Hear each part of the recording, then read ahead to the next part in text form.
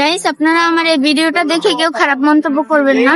কার পরিষ্কার রাখলেই সুন্দর হতো। মানুষের ঘোরার জন্য অনেক সুন্দর একটা প্লেস। যখন এইটা তোমার ভিডিও করতেছি গাইস, এই যে দেখুন, এটা হচ্ছে অগ্নিশিখা।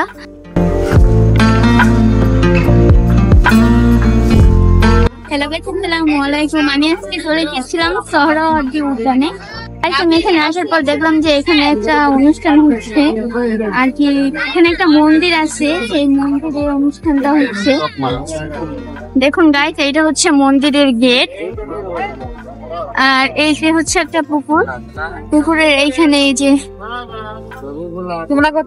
অনেক অনেক সুন্দর ভাবে ছবি তুলছে। আর পুকুরের ভিতরে কিন্তু অনেক সুন্দর শাপলা ফুল ফুটেছিল গাইস। আর এটা হচ্ছে মন্দির পুরাটা, এটা হচ্ছে মন্দিরের ভিতর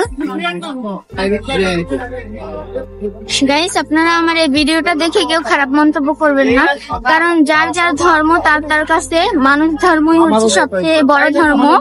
তো আমি এখানে আসার পর দেখলাম যে এরকম একটা উৎসব হচ্ছে, এর জন্য আমি আর কি আপনাদের সামনে এটা তুলে ধরলাম। কেউ কোনো খারাপ মন্তব্য করবেন না গাইস, প্লিজ। আপনাদের কাছে আমার এটা হচ্ছে একটা রিকোয়েস্ট।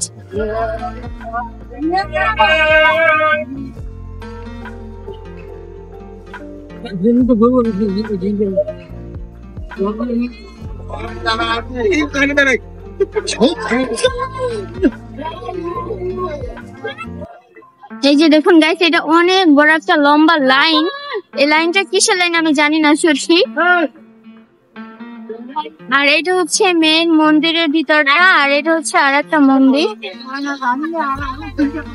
তো গাইস, এখন আমরা চলে যাব সোহরাওয়ার্দী উদ্যানে। চলুন আপনারা আমার সাথে। গাইস, এই যে আমরা এখন চলে এসেছি ওইখান থেকে সোহরাওয়ার্দী উদ্যানে। তো দেখুন, এইখানে অনেক বড় এরিয়া নিয়ে এই যে বাচ্চারা খেলছে, বড়রাও খেলতেছে, ক্রিকেট খেলতেছে। আর ওই যে ওইখানে গাইস সাজানো হচ্ছে বাঁশ টানানো। দেখুন, ওইখানে কিন্তু বইমেলা অনুষ্ঠিত হবে।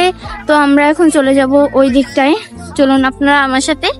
গাইস, এই দেখুন, এই বাঁশ দিয়ে যে দোকানগুলো উঠানো হচ্ছে, এগুলো হচ্ছে বইমেলার জন্য।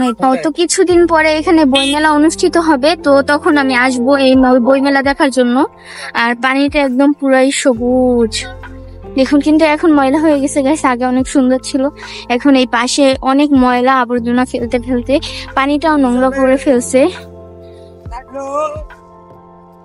তো আমি মনে করি গাইস, এই জায়গাটা পরিষ্কার রাখা দরকার। পরিষ্কার রাখলেই সুন্দর হতো। মানুষের ঘোরার জন্য অনেক সুন্দর একটা প্লেস যখন এইটা। তো দেখুন কত ময়লা এখানে, এটা পরিষ্কার রাখা খুবই প্রয়োজন। পরিষ্কার রাখলে পরিবেশও সুন্দর থাকবে এবং ঘুরতে আসলে খুবই ভালো লাগবে। আর এখন ময়লা দিয়ে ভরা, দেখতেও খুব খারাপ লাগছে জায়গাটা। আগে অনেক সুন্দর ছিল গাইস।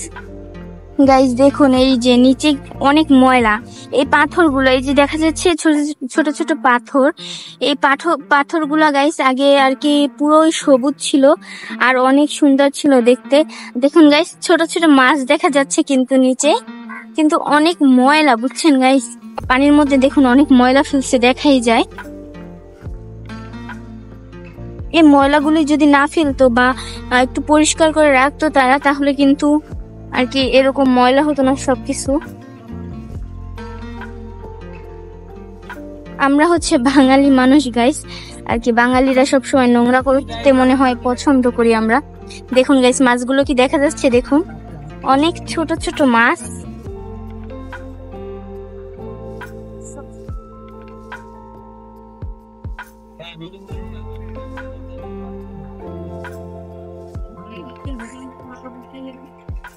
তো গাইস, আমি চলে এসেছি ফাইনালি। এই যে, তো এইখানে দেখুন লেখা আছে অনেক সুন্দর করে ভাস্কর্যগুলা, রাষ্ট্রভাষা বাংলা চাই।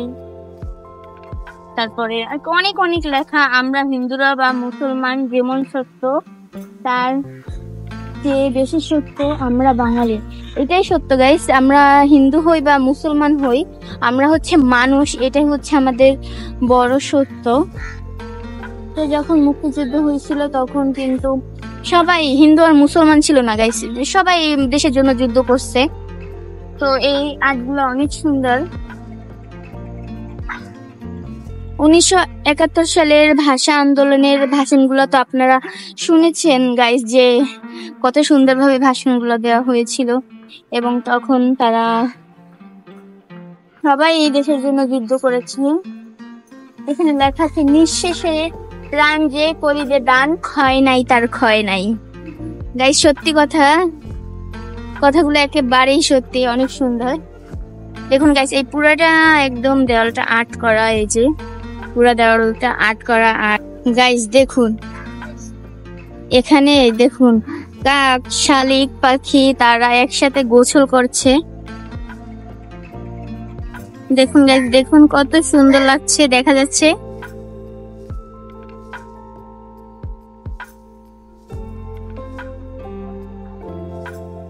তোমার ভিডিও করতেছি